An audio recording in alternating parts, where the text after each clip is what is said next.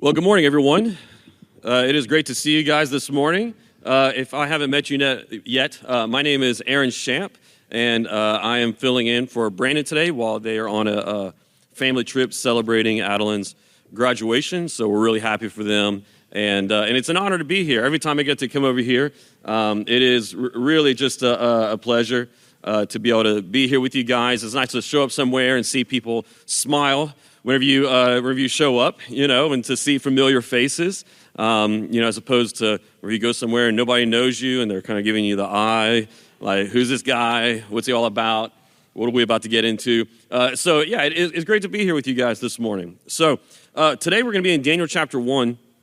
If you have your Bibles with you, you can open it up there. Daniel chapter 1, we're going to be reading a portion of the verses there in the middle of the chapter. We will be talking about the whole chapter, but for the reading, we're going to do just a passage in the middle. So we're going to be in Daniel chapter 1 and verses 8 through 16. I'll give you just a moment to turn there, and then we'll get started.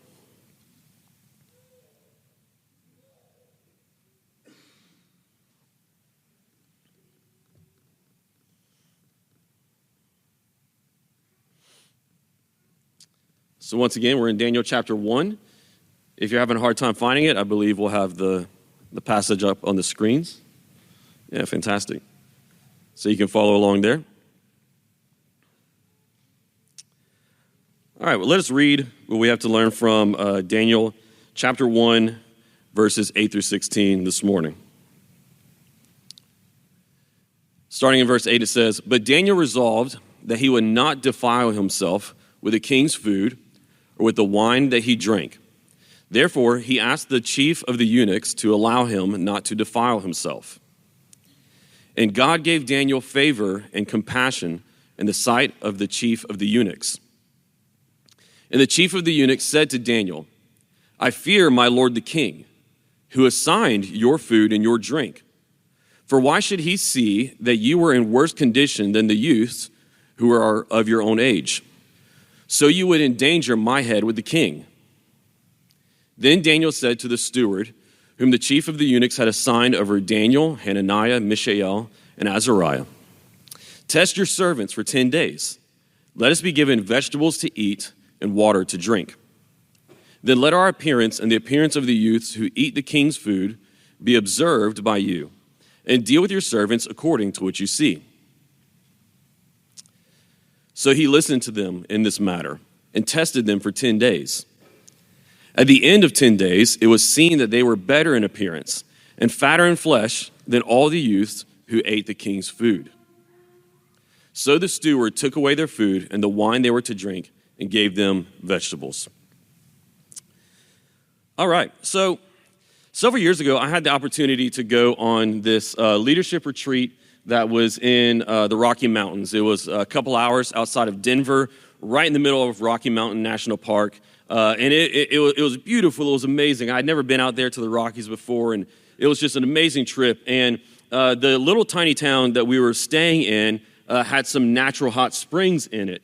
And so it was in the agenda for the time while we were there that one day we were going to go over to the hot springs and take a dip, as you do in the hot springs. And so we go there, and they have, I'd never been to anything like this before. I'm not sure if you've ever been to some natural hot springs before, but you go in, and it's kind of like a little park, right? So you pay your entrance, you go inside, and inside of the area, they have several different like little pools you can go dip in. Some of them are larger, some of them are real small, kind of like a hot tub. And so you can go and choose different ones to go through, and they had the natural hot springs piping into those pools.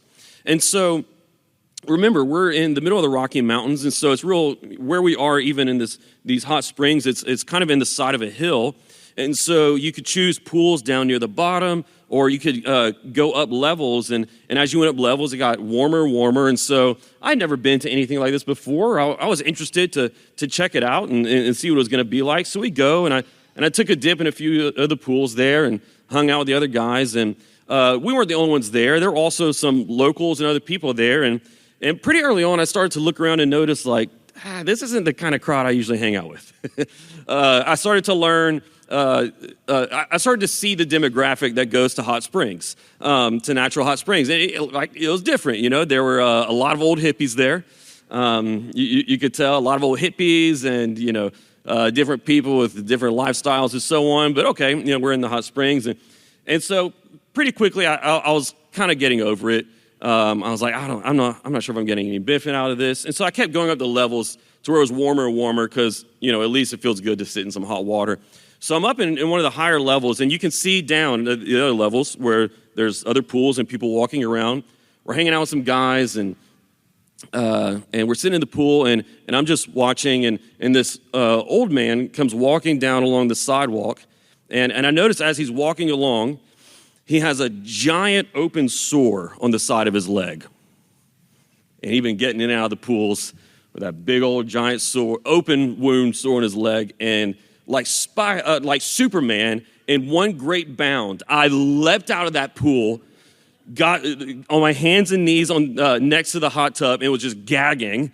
I couldn't stop myself. The guys who were in there with me were laughing. If you don't know this about me, I'm a little bit of a germaphobe, okay? And so seeing that triggered something in me that I didn't even recognize. I was just out of the pool and gagging and sick and laying there on the ground, and my head was spinning. It was disgusting. And so that confirmed for me, this is not the kind of place for me, right? This is not where I'm supposed to be. And I think there's a lot of times in the Christian life, hopefully they're not always that dramatic or trigger that kind of a physical response. But I think there's many times in the Christian life where we go into places or maybe in our offices, in our neighborhoods, we go into retail stores or restaurants, and we recognize that the world is not really our place. There's a tension there between us and the conviction that we hold, the biblical worldview that we believe, the Holy Spirit residing in us, that all these things create a tension between us and the world around us because it is ultimately not really where we're supposed to be, right? Or this is not, doesn't line up with who we are now that we are in Christ. And so we live in that tension in this world. Particularly today is June 1st, which marks the beginning of a holiday in our culture that they call Pride Month, where we are going to be experiencing that tension maybe a little bit more frequently over the course of the next several weeks as we go places where we see there are lifestyles and values and things that are being celebrated that we recognize that is not who we are, and that creates tension, right? And it takes a lot of wisdom for us to learn how to live in this world where there is that disagreement, there's that separation between us and the world, and we have to live in that tension, both as people who are committed to not defile ourselves by participating in or celebrating what the world celebrates and what Christ condemns, right? But also to be an effective witness in that world, right? That by our not defiling ourselves, we might also then spread the light of the gospel. This is a very similar circumstance to what David and his friends were experiencing in Babylon. Here we have 4 young Hebrew men who are now living in a very alien culture to them, one that is incredibly different. They had been raised in Judah, in Israel, in a Jewish culture where the worship of Yahweh and obedience to Yahweh's law was at the center of life and determined all their culture, right? They went from that to now being in Babylon, which was controlled by the cult worship of the emperor, by the Babylonian gods, and how all of their culture was shaped by those things. So here you have these young men who are trying to figure out, how do we still live faithfully to God in the midst of this tension that we have with the culture around us? So while on the surface it looks really differently, underneath it's very similar to what we experience today. And so that's what we're going to look at to learn from today. We're going to look at just 2 things today. First of all, we're going to look at the world's strategy to try to get us to compromise and to pull us away from Christ or to weaken our grip or our understanding on the biblical worldview. And then how should we respond? Really simple. We're going to look at the world strategy and then the courageous response to the world strategy. So let's begin with looking at the world strategy here.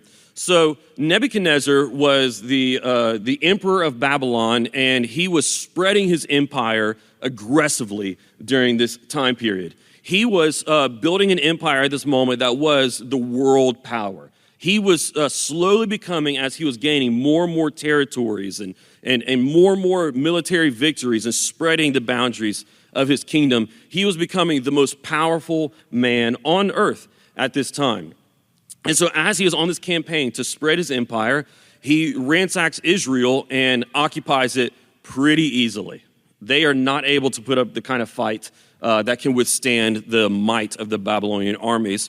So he swoops in, he overthrows Judah, and he ransacks their nation.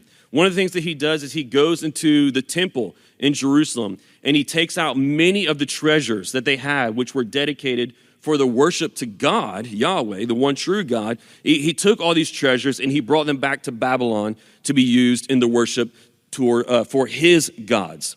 But he not only ransacked their temple and overthrew their government, establishing his own government over it that would control it, right? He also took many of their people, and not just anyone, right? But what he did is he went into the nation and he took out many of the best and brightest of their young people and brought them back to Babylon so that they could become Babylonians and no longer be the future of Israel, but contribute to the future of his kingdom, right? So you see what Nebuchadnezzar does is he comes in, he destroys their present and he destroys their future by taking away all of their young, bright future leaders.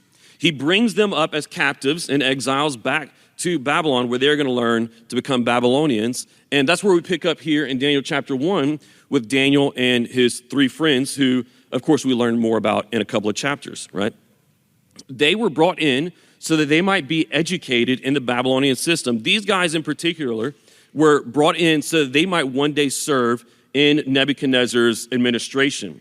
They were brought into a 3-year program that would have trained them to talk, think, act, and look like and believe like a Babylonian. It was intended to be completely transformational. Whenever they were brought in, they were given new names. Whenever they were brought in, they were even given new diets. They were to eat from the king's table. They were being put through the best education that Babylon had to offer. This was the Harvard, this was the Oxford of Babylon, that they were being put through this education system so they would be leaders in his administration. So here's where these young men were brought in so that they could be trained and indoctrinated so they might serve the king. Once again, the goal was to get them to talk like Babylonians talk, to think like Babylonians think, and behave like Babylonians behaved. And this strategy of Nebuchadnezzar and the Babylonians is the same strategy that our world uses today. The same strategy that the enemy uses today. So my first big point is this, that the enemy's strategy is to make you think, talk, and behave in any way that separates you from God. The enemy's strategy hasn't changed. His strategy is to get you to think, talk, and behave in any way that will separate you from God. Because obviously the big point of contention that is brought up in Daniel chapter 1 is the issue of the food, which we're going to talk more in a second, so I'm not going to get too much into that here. But like even food, right? We might think, well, what's the big deal with eating food?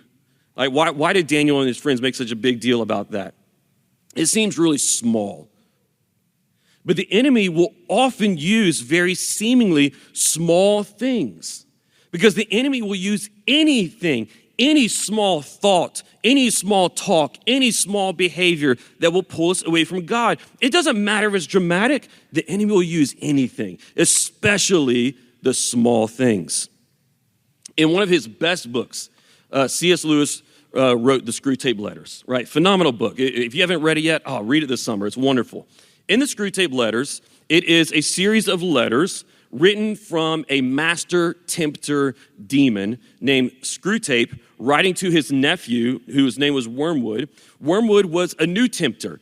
He had just graduated from temptation school, you can put it, and he was assigned a subject who it was going to be his job to keep him away from the enemy. Remember this from the demon's perspective, so the enemy would be God, right? Through temptations and so on. And every now and then he's talking to his uncle, who's this master tempter, Screwtape, and asking him questions and for advice or telling him about problems he's having.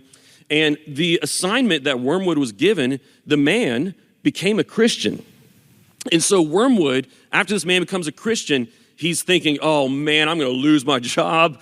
Man, you don't want to get fired by the devil. Right? I don't know what comes after getting fired by the devil. That's quite literal, I would assume, if you're being fired by the devil. But he's all upset, and so he's trying to tempt this guy to pull him away from Christ with adulteries and with hateful, murderous thoughts, and like just all these big things, right? And none of it's working. And so he talks to Uncle Screwtape about it. And here's what Screwtape writes to him. He tells him, use small temptations. He says, you will say that these are very small sins. And doubtless, like all young tempters, you were anxious to be able to report spectacular wickedness. But do remember, the only thing that matters is the extent to which you separate the man from the enemy. Remember, the enemy is God. It does not matter how small the sins are, provided that their cumulative effect is to edge the man away from the light and out into the nothing. Murder is no better than cards, if cards can do the trick. Indeed, the safest road to hell is the gradual one, the gentle slope, soft underfoot, without sudden turnings, without milestones, without signposts. Our world, similarly today, through the use of small pressures and small temptations, conformities that you are expected to adhere to in the workplace, maybe on your campus or wherever else, it will use small temptations in order to try to pull you away from Christ. Anything that can be put and inserted into your life that makes your walk in obedience with him more inconsistent, so that as those slow turnings add up together, you end up much farther away from him than you ever would have intended or thought possible. It's very easy for us to start allowing these small compromises, these small thoughts that are not brought captive in obedience to Christ, to allow those into our mind one at a time.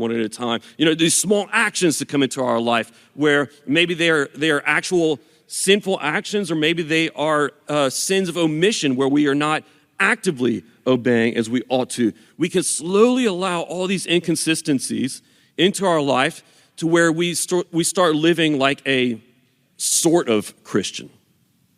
Not a full-time, we start living kind of like a part-time Christian. So you see, we need to be very determined.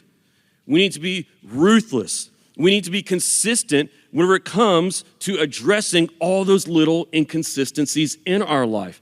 Not because we want to become neurotic navel gazers who fall into a panic attack over every little sin. We don't want that. But we do want to make sure, we want to watch out for those unrepented sins, for those consistent inconsistencies that start attaching themselves to our souls in our life. It is impossible to be a part-time Christian or a sort of Christian and expect to have any spiritual success or achievement or progress in your life. It's similar to taking care of our bodies and the health of our bodies. You know, friends, you can't work out once a week and expect to become really fit or to hit your weight goals or to get to that, half marathon goal or whatever else it is. It takes consistency. Same thing in our diets. Let me flip it around. You can get away with like one cheat meal a week, maybe, and still have a good, healthy body. You can still have chili dogs on Sunday, and I don't know. Those chili dogs are heavy. They sit and they stay. But you can't eat garbage all week and then have one grilled chicken patty on Friday and expect to be healthy, right? It's got to be full time. It's got to be consistent. And it's the same in our spiritual lives. We need consistency. We need to be full-time Christians, not part-time. We need to be complete, dedicated, consistent Christians, not sort of Christians. So if we recognize that this is the world's response, or the world's strategy, how do we respond to it? So as I said before, these young men are brought in. Daniel and his 3 friends, and they're given new diets and new names. Their new names are names that are connected to the worship of Babylonian gods. As Israelite, Hebrew young men, their names were connected to the worship of Yahweh. And in Babylon, they were connected to the worship of the Babylonian gods, right? In order to try to shape and mold their identity. Even the food that they were being given was food that had been offered to the Babylonian gods before it was then put on the plate and put before them. And so this is the situation they are living in. These are very young men, by the way. These are, most scholars believe, most likely between 12 and 15 years old, right? So we're talking about either preteen or young teenage men who are brought in. And this is the situation that they find themselves in. They are being given the best food that Babylon could offer. They are being given the same diet and food that the king, the emperor, the most powerful man on earth at this time was eating. And they turned it down. Look, I don't know about you, that'd be hard for me. I had a steak yesterday and it was like a spiritual experience.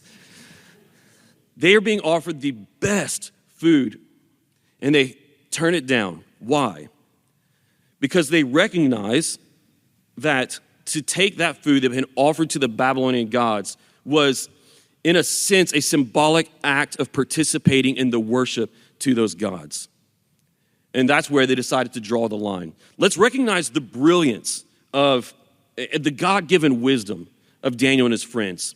Here they are brought into the situation where they have lost all control over their lives.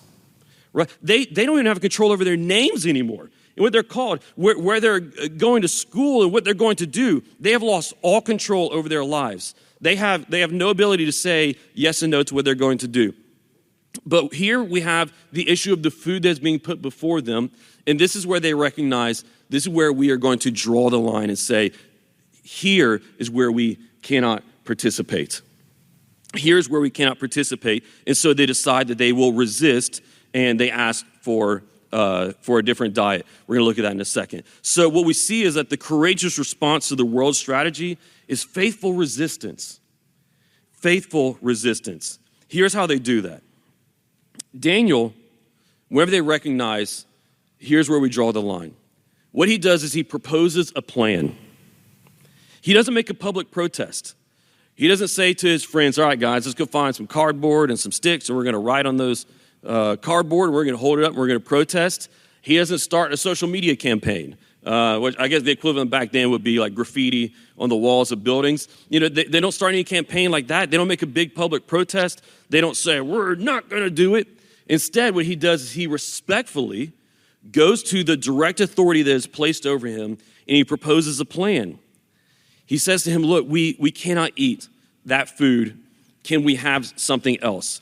And then even whenever the guy, the steward who is put over them says, I'm afraid of the king, I can't do that, you're going to look different and they're going to know I'll be caught that I wasn't enforcing his rules, right? And so Daniel says, well, what then if we just try it? Let's just do it as an experiment for 10 days. And he says, yeah, I can do that. And they succeed in the plan. Right? God provides for their bodies so that they thrive. They look better than all the other young men. God blesses their plan. But notice Daniel's wisdom. He respects the authority that's over him. He doesn't make a huge public protest over it. And he goes and he just very respectfully proposes a plan. He says, can we try this? There's so much wisdom to be learned from that and how we do faithful resistance today. For us, faithful resistance today does not mean being a jerk for Jesus. Right? It doesn't mean making people unnecessarily upset and offended. Very often in our workplaces, on your campus, it's going to require you using good social skills, respect for authority placed over you, and then the help of relying on God's wisdom. Right? That's what Daniel does here. So the steward that's placed over them agrees to it, and their food is changed out. They weren't eating alone in their rooms. They would have been eating at a large table with all of the other students, whether it was other Hebrew young men as well as the Babylonian young men, all the other students who were there going through the school at the same time. They would have been eating along with all of them while they would have been having very different meals. The other guys were having, the steak, the lamb, and the fine foods, the best wine that the king was drinking. And here were Daniel and his friends, and they were having vegetables and water. They would have stood out at every single meal, every single day. They were standing out whenever everyone else got their food, theirs was different. Can you imagine what that felt like? Put yourself in their shoes. Have you ever stood out somewhere just even a little bit? You know what that feels like? It's uncomfortable. Put yourself in their shoes. At every single meal, every single day, they were standing out. We can also imagine that they probably received some mockery because of how they chose to stand out. They were probably being mocked. They were being talked about behind their backs. They were being left out of the group in, various different ways. Nevertheless, they chose to continue standing out. Daniel and his friends chose to stand out for the right reasons and in the right way. You can stand out for the right things in the right way, or you can stand out for the wrong things in the wrong way. Sometimes you can stand out for the right things in the wrong way too. Daniel and his friends chose to do it the right way. And after the king's examination, no other student was found comparable to Daniel and his friends. That was God's blessing, right? That was God sustaining them, approving of their faithful resistance, of their reliance on his wisdom and his care. There was no guarantee that their proposal, that their experiment was going to work. So yes, let us, admire Daniel, but then give glory to God, because God is the one who made it work. They were examined and they stood out for the virtue of their looks and their intelligence and performance among all the other students. But if they would have chosen to just blend in, to not make that stand, to not stand out, then no history would have been made.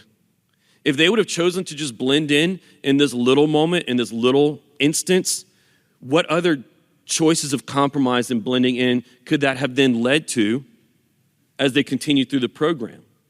And then we wouldn't have the book of Daniel. We wouldn't have this faithful remnant that was in Babylon that then a couple of generations later would be that same faithful remnant in Babylon, which that would go back to Jerusalem to rebuild the city.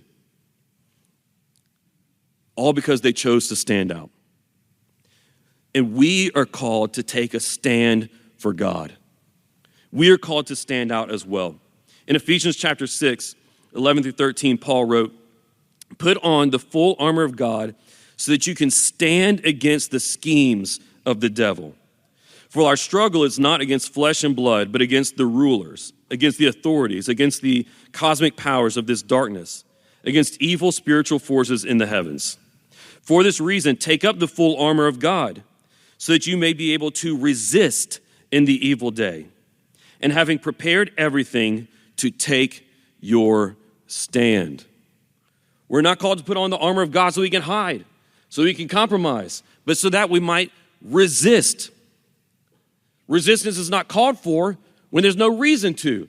But whenever we are challenged, whenever we are tempted by the world to compromise, to give in or blend in, that is whenever we must resist. Whenever there is the point of conflict, that is the point where we stand. Have you been standing?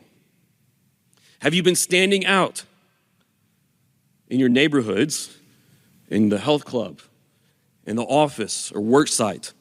Or have you been blending in? I love this quote from Pastor Craig Groeschel. He said, "If you are never standing out and you're always blending in, then you are not truly committed to follow Jesus." Does that speak to any of us in here? What was the key to Daniel's success? Because I think this is an observation that if we don't notice it, well, then we'll miss, obviously. We'll miss, and then we'll kind of miss really what undergirded and helped them to be able to do this. What was the key to their success? Very practical, okay? He had made a predetermined resolution to stand for God. That's the key to their success. He had pre-decided. Once again, they were brought into this situation where they had lost control over almost every aspect of their life and of their lifestyle. But then whenever it came down to the food, it says, if you go back and read Daniel 1, it says that Daniel had decided, he had determined, not whenever the food was placed before him, not whenever, or not after their experiment or anything like that, before the situation arose.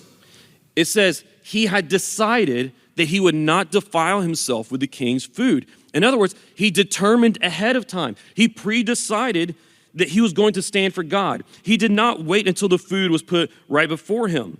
He didn't wait until the moment of temptation. Because if he would have waited until the food was put right before him, then it would have been really easy to rationalize it in that moment. Don't we do that? Don't we rationalize small sins so often? The food could have been put before him, and he could have said to himself in lofty theological terms about how, the Babylonian gods aren't real gods to begin with. It's a fake ceremony. He's not really participating in any worship, or, his heart can be worshiping the one true God while his mouth eats the food, right? He could have gone through all these different mental gymnastics and things to rationalize it away in the moment. But he decided ahead of time. And that decision, that resolution ahead of time is what enabled him to succeed in the moment of temptation. Whenever there was conflict, that's what enabled him. You can think of it like the mental training before enabled him to take the stand in the time of testing. He had made this pre-decision. And similarly with us, friends, if you want to stand out for God, so much of your success will be predetermined by the decisions you make ahead of time. By not waiting until the moment of temptation to decide whether or not you will resist. By not waiting until you're in that time or that place where the tension between us and the world is very strong and thick. And there is a point of conflict. And then deciding in that moment, will I be faithful? Will I speak the truth here? Will I not participate here? Or what? If you wait until that moment, you're cooked. Pre-decide, predetermine ahead of time. Once again, this is very practical.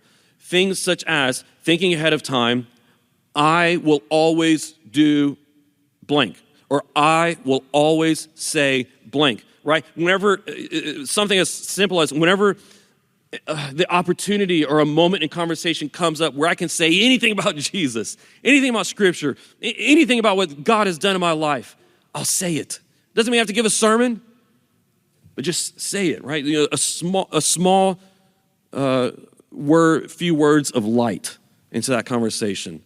Pre-decide ahead of time, it's gonna be a lot more likely that you're gonna do it. I will always do or say blank. On the other hand, making decisions such as I will never blank. And then whenever the moment of temptation comes, there's no wrestling over it. You've already decided. This is things such as, for those of you who are not married, sexual purity in dating, right? I will never put myself in a situation where I will compromise. And you talk about it with each other and you agree together, right? Not whenever you're alone in a car or wherever else, or in the apartment. You make that decision ahead of time. Maybe even include some mentors and some of your Christian fellowship with you. We have made this commitment. Please hold us to it. I will never do this. Or I will always do something such as being at church. Make it a decision ahead of time. Every week or every Saturday night, we are going to church tomorrow morning. You don't wait until the alarm goes off and you're groggy, you stayed up too late, you had a chili dog, so you're not feeling all that good. To say, you roll over to your spouse, are we going to church today, or are we going to Sunday school today? You decide ahead of time. When the alarm goes off, decision's been made. You get up. So much easier, right? The power of determining ahead of time and making those decisions. Guys, this is practical stuff, but it can make such a big difference in our walk with Christ, so we stay consistent, we don't make those small compromises, and also in our witness, so we are consistent in our witness before the world. So often, if you make these kind of decisions, it's going to bring about a very visible change in your life to where oftentimes your actions are going to speak even louder than your words.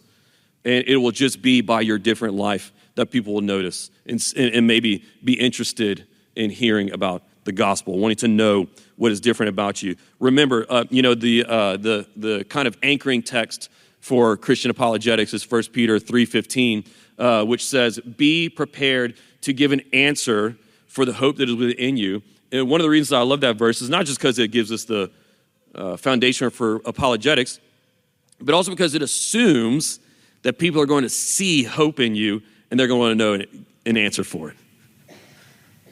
Sometimes your actions speak louder than your words. And the key to having that kind of a life is those pre-decisions, just like Daniel and his friends made. So much wisdom, so much integrity, and moral strength for young men. So let us stand out. We stand out because Jesus stood for us. Jesus stood for us before the Pharisees and the religious establishment. Jesus stood for us before the Roman authorities and Herod. Jesus stood for us in the garden, and he stood for us even whenever he went and hung on the cross. And he bore the only time he ever bore sin, which was our sin imputed upon him. He stood for us. He faced death courageously for us. So therefore, since he has stood for us, guys, let's stand for him. Let's pray.